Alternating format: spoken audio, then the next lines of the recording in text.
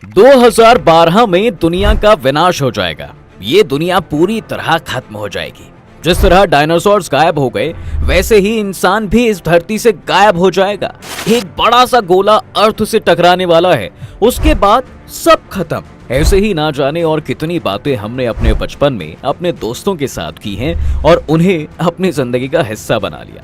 लेकिन आज अगर मैं 2024 में आपसे एक बार फिर से कहूं कि अब से सिर्फ 90 सेकंड के बाद, यानी वीडियो के खत्म होने से पहले ये दुनिया तबाह हो जाएगी, तो शायद आप हैरान हो जाएंगे, लेकिन ये सच है। बेहद कम लोग जानते हैं कि दुनिया में एक ऐसी स्मार्ट वॉच मौजूद है जो लगातार हमें एक बहुत बड़े आने वाले डेंजर के बारे में अलर्ट कर रही है। लेकिन सबसे डरावनी बात तो ये है दोस्त कि इस घड़ी ने अपनी रफ्तार तेज कर दी है, यानी अब हम प्रलय से सिर्फ 90 सेकंड की दूरी पर खड़े हैं। अगर अब आप वीडियो छोड़कर जाएंगे तो आधी अधूरी बात आपको समझ नहीं आएगी। दरअसल जिस 90 सेकंड की हम यहाँ पर बात कर रहे हैं, उसकी रफ्तार आपकी और हमारी घड़ियों की तुलना में काफी धीमी है। असल में घड़ी को कुछ इस तरह से डिजाइन किया गया है कि इसमें आधी रात के 12 बजते ही धरती पर विनाश आ जाता है। दोस्तों, हम बात कर रहे हैं डूम्सडे क्लॉक यानी प्रलय की घड़ी के बारे में। आखिर क्या है ये घड़ी, किसने बनाया इस घड़ी को, क्या है इसका बैकग्राउंड और क्यों कर रहे हैं हम इसकी बात, चलिए जानते हैं आज के इस वीडियो में इसके बारे में विस्तार से। देखिए, bulletin of the atomic scientist नाम की एक ऑर्गेनाइजेशन हर साल इस डूम्सडे क्लॉक के टाइम को जारी करती है। 1947 से डूम्सडे क्लॉक टिक टिक कर रही है। ये एक सिंबॉलिक घड़ी है। उस समय इसे प्रलय से 7 मिनट पहले सेट किया गया था, लेकिन 1991 में ये खिसक कर 17 मिनट पीछे हो गया, यानी घड़ी प्रलय से 17 मिनट दूर हो गई। शायद उस समय दुनिया आज से बेहतर थी और यही वो वक्त था जब इस घड़ी और प्रलय के बीच सबसे अधिक दूरी थी।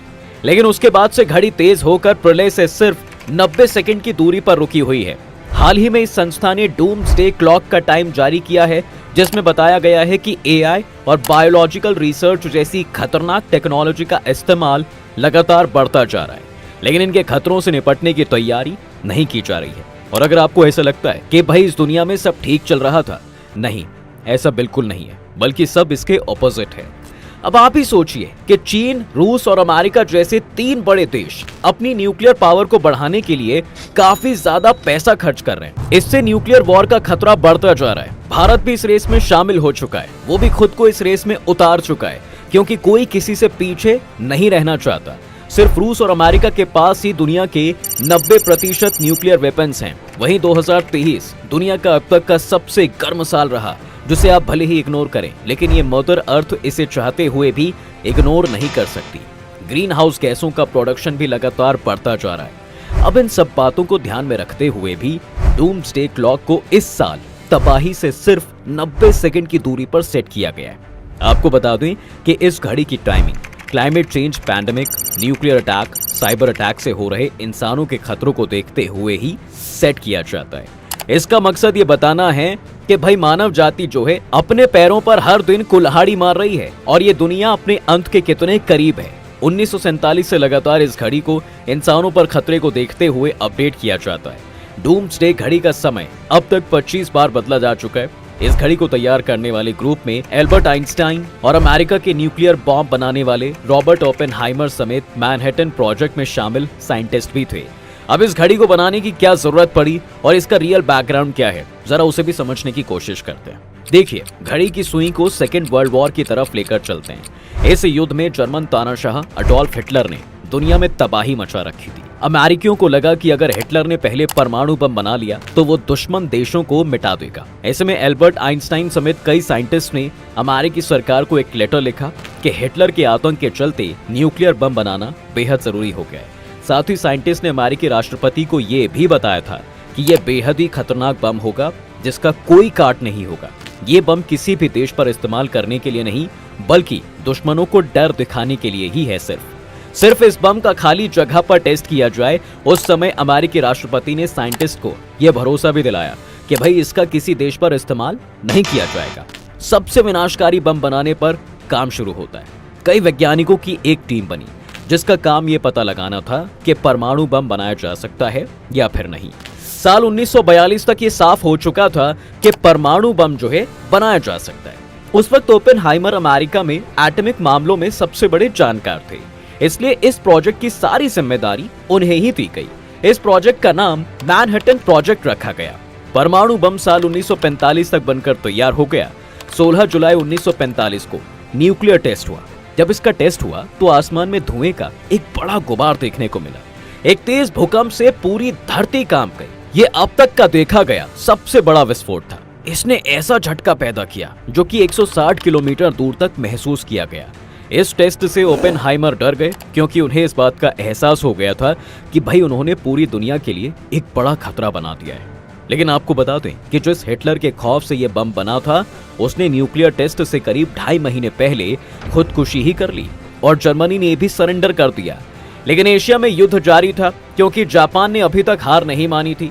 1942 की शुरुआत से ही अमेरिका जापान पर बम गिरा रहा था और इसके पीछे वजह थी 7 दिसंबर 1941 की एक घटना। दरअसल इस दिन अमेरिकी नौसैनिक अड्डे पर्ल हार्बर पर जापानी एयरफोर्स ने चुपके से हमला किया था। इस हमले में 2000 से अधिक अमेरिकी सैनिक मारे गए थे। इसके अलावा अमेरिका के 18 नेवल शिप और 328 अमेरिकी विमान पूरी तरह से तबाह हो गए थे। हमले के दूसरे ही दिन 8 दिसंबर 1941 को अमेरिका भी सेकेंड वर्ल्ड वॉर में कूद पड़ा था। उसने भी जापान के खिलाफ जंग का ऐलान कर दिया और तब से ही अमेरिका जापान से बदला लेने की सोच रहा था। ऐसे में जापान सरेंडर नहीं कर रहा था। तब अमेरिका ने 6 अगस्त 1945 को हिरोशिमा और नागासाकी में परमाणु बम से हमला कर दिया। इसमें लाखों लोग मारे गए और जापान को सरेंडर करना ही पड़ा। पूरी दुनिया में इस घटना के बाद एटम बम बनाने को लेकर होड़ शुरू हो गई थी। इस नरसंहार से एटम बम बनाने वाले ओपेनहाइमर को बहुत अफसोस हुआ। उन्होंने इस तबाही का जिम्मेदार खुद को ही माना। इस प्रोजेक्ट में शामिल सभी साइंटिस्ट ने न्यूक्लियर वेपन की रेस के खिलाफ अपनी आवाज बुलंद करनी शुरू कर दी। लेकिन इनकी आवाजों को दुनिया के किसी देश ने सुना नहीं। इन्हें अपने काम के लिए एक तरफ गर्व था तो दूसरी तरफ शर्म भी थी। ऐसे में इन्हें लगा कि अगर इसी तरह न्यूक्लियर वेपन्स को लेकर होड़ लगी रही तो भाई एक दिन ये दुनिया जो है पूरी तरह खत्म हो जाएगी। ऐसे में इन लोगों ने दुनिया को अलर्ट करने के लिए शिकागो यूनिवर्सिटी में एक सिंबॉलिक घड़ी बना दी, जिसे सेट करने की जिम्मेदारी एटॉमिक साइंटिस्ट बुलेटिन को दी गई। इस वॉच को साइंटिस्ट का एक पैनल, जिसमें 13 नोबेल पुरस्कार विजेता शामिल हैं, इससे हर साल सेट करते हैं। अब भाई एक पैनल में जब इतने समझदार लोग हों तो भला उनकी बात कौन नहीं मानेगा। लेकिन वेट, क्या सच में उनकी बात कोई मान रहा है? देखिए, जब ये घड़ी बनाई गई तब इसे आधी रात होने में 7 मिनट का समय था। 1949 में सोवियत यूनियन ने न्यूक्लियर बम बनाया तो इस घड़ी में 12 बजने में सिर्फ 3 मिनट बचे थे। इसके बाद 1953 में अमेरिका ने हाइड्रोजन बम का टेस्ट किया, तब इस घड़ी में 12 बजने में सिर्फ 2 मिनट दूर था। हालांकि इस घड़ी की सुई कई बार 12 बजने के करीब पहुंचकर भी दूर हो गई है। ऐसा ही साल 1991 में हुआ, जब सोवियत यूनियन टूट गया तो इस घड़ी की सुई 12 बजे से 17 मिनट दूरी पर फिक्स की। लेकिन 1998 में भारत पाकिस्तान के न्यूक्लियर टेस्ट के बाद घड़ी की सुई सिर्फ 9 मिनट की दूरी पर पहुंच गई। फिर 2023 में यूक्रेन युद्ध की वजह से घड़ी में आधी रात से 90 सेकंड बचे हैं और फिर इस साल भी घड़ी 90 सेकंड पर ही फिक्स की गई है। तो दोस्तों, क्या वाकई इस कयामत की घड़ी से कोई फर्क पड़ता है? तो इस घड़ी के क्रिटिक्स कहते हैं तो ये क्लॉक ट्रांसपेरेंट नहीं है, इसका कोई सटीक मेजरमेंट सिस्टम नहीं है। कई लोगों का मानना यह भी है कि इस घड़ी को टेक्निकली ठीक किया जा सकता है। चलिए इस बात को समझने की कोशिश करते हैं कि भाई क्या वाकई दुनिया को न्यूक्लियर वेपन क्लाइमेट चेंज से खतरा है? अगर हाँ, तो कितने सालों बाद ये धरती तबाह हो सकती है? सबसे पहले समझते हैं कि अगर अब परमाणु बम फटा तो क्या होगा। देखिए, जिस हिसाब से माहौल आज दुनिया में बना हुआ है, ऐसे में अगर 2 पावरफुल देशों के बीच लड़ाई होती है तो न्यूक्लियर बॉम्ब वाला देश इसे कभी भी इसका इस्तेमाल कर सकता है। चीन और अमेरिका की दुश्मनी किसी से छिपी तो नहीं है। दोनों महाशक्तियां ट्रेड के साथ में अपने हथियारों के जखीरे को भी दिन रात मजबूत कर रहे हैं। कुछ महीने पहले नैन्सी पेलोसी के ताइवान जाने के बाद अमेरिका और चीन एक दूसरे के सामने आ गए थे, और अगर इसी तरह से दोनों महाशक्तियों में किसी ने भी जरूरत से ज्यादा एक दूसरे को उकसाने की कोशिश की तो युद्ध हो सकता है। अमेरिका और चीन टकराते हैं तो न्यूक्लियर वॉर का खतरा कितना बढ़ जाएगा, इसका समझना मुश्किल नहीं है। दुनिया भर के वेपन्स पर नजर रखने वाली institute Stockholm international peace research institute के अनुसार दुनिया भर में न्यूक्लियर वेपन्स की संख्या 13,865 है। इस आंकड़े में उन हथियारों को भी गिना गया है जिन्हें तैनात किया गया है या डिसमेंटल किया जाता है।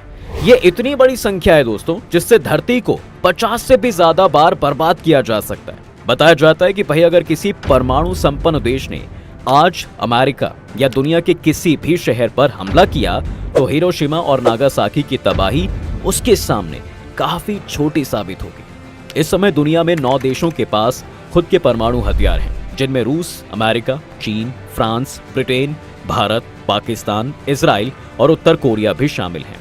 आज के न्यूक्लियर वेपन की ताकत को आप इस बात से समझ सकते हैं कि हिरोशिमा पर जो बम गिराया गया था उसे 6 अगस्त 1945 के दिन से हर 2 घंटे के अंतराल पर दिन में 12 बार गिराया जाए और ये सिलसिला आज तक जारी रहे, तब भी उतना विस्फोट पावर नहीं बनेगा जितना अभी दुनिया के सभी परमाणु हथियारों में लेस है। बताया जाता है कि 6 अगस्त 1945 को जापान के हिरोशिमा शहर पर परमाणु बम से हमले की घटना को 77 साल बीत जाने के बाद आज भी उस बम का इतना असर है कि रेडिएशन की मार आज की पीढ़ी भी झेल रही है। अमेरिका को जवाब देने के लिए रूस ने 1961 में हाइड्रोजन बम बना लिया। इस बम की ताकत हिरोशिमा में गिराए बम की ताकत से 4000 गुना ज्यादा है। जब इस बम की टेस्टिंग की गई तो दुनिया सुन्न हो गई थी। टेस्टिंग के बाद भूकंप के झटके महसूस किए गए, जिसकी तीव्रता रिएक्टर स्केल 6.97 मापी गई थी। वहीं 8 करोड़ टन के बराबर ग्लेशियर अपनी जगह से हिल गया और 2 मील लंबी झील बन गई। लेकिन ये सिलसिला यहीं नहीं रुका। इसके बाद अमेरिका ने 3 स्टेज वाली B-41 बम बना लिया। बताया जाता है कि दुनिया में अभी इससे भी ज्यादा भयानक न्यूक्लियर वेपन मौजूद है। हालांकि राहत की बात यह है कि भाई सिप्री की एक रिपोर्ट कहती है कि दुनिया में अब न्यूक्लियर वेपन की संख्या घट रही है। इसका कारण रूस और अमेरिका के बीच हुई ट्रीटी है। इस ट्रीटी के तहत दोनों ही देश अपने न्यूक्लियर वेपन्स घटा रहे हैं। तो आप ऐसे में समझ सकते हैं कि भाई न्यूक्लियर वेपन इस धरती की तबाही के लिए कितना बड़ा खतरा है। वहीं अगर क्लाइमेट चेंज या फिर किसी नेचुरल डिजास्टर से धरती के खतरे की बात को इससे भी समझा जा सकता है कि 2023 सवा लाख साल में सबसे गर्म साबित हुआ है। जी हाँ, धरती के गर्म होने की सबसे बड़ी ग्रीन हाउस के प्रोडक्शन को माना जाता है। साइंटिस्ट के मुताबिक इंसानों की डेली एक्टिविटी टेम्परेचर बढ़ाने का सबसे मेन रीजन में से एक है। जलती हुई फॉसिल फ्यूल के उपयोग से हर साल 40 अरब टन CO2 उत्सर्जित हो जाता है, जिससे वायु प्रदूषण और ग्लोबल वार्मिंग बढ़ रही है। ताजा स्टडी के मुताबिक साल 2030 तक धरती के तापमान में 1.5 डिग्री की बढ़ोतरी हो जाएगी। अगर ऐसा होता है तो इसका इंसान के जीवन पर बेहद ही गहरा असर पड़ेगा। ग्लोबल वार्मिंग से भारत के लोगों में अवेयरनेस फैलाने के लिए यूनियन मिनिस्टर ने अप्रैल 2023 में एक क्लाइमेट क्लॉक जारी की है। ये क्लॉक याद दिलाता रहेगा कि ग्लोबल वार्मिंग तक पहुंचने में कितना वक्त बचा है। इसके मुताबिक महज 6 साल 90 दिन 22 घंटे में धरती का तापमान 1.5 डिग्री बढ़ने वाला है। तो दोस्तों ऐसे में आप समझ सकते हैं कि धरती पर चौतरफा खतरे मंडरा रहे हैं। भले ही डूम्सडे क्लॉक एक सिंबॉलिक वॉच हो, लेकिन हमें ये बार बार अलर्ट कर रहा है कि अगर इंसान नहीं जागा तो ये दुनिया कभी भी खत्म हो सकती है। क्या सोचते हैं आप इस मुद्दे पर? अपनी राय कमेंट बॉक्स में जरूर रखिएगा। वीडियो को लाइक कीजिए और हमारे चैनल को सब्सक्राइब भी जरूर कीजिए।